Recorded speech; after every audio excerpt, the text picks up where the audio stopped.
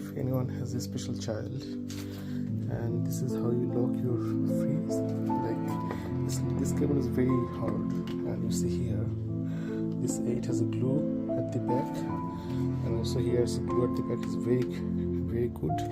And you just need to put the key and it's unlocked, and then you can do all your work, and then you just put it back in.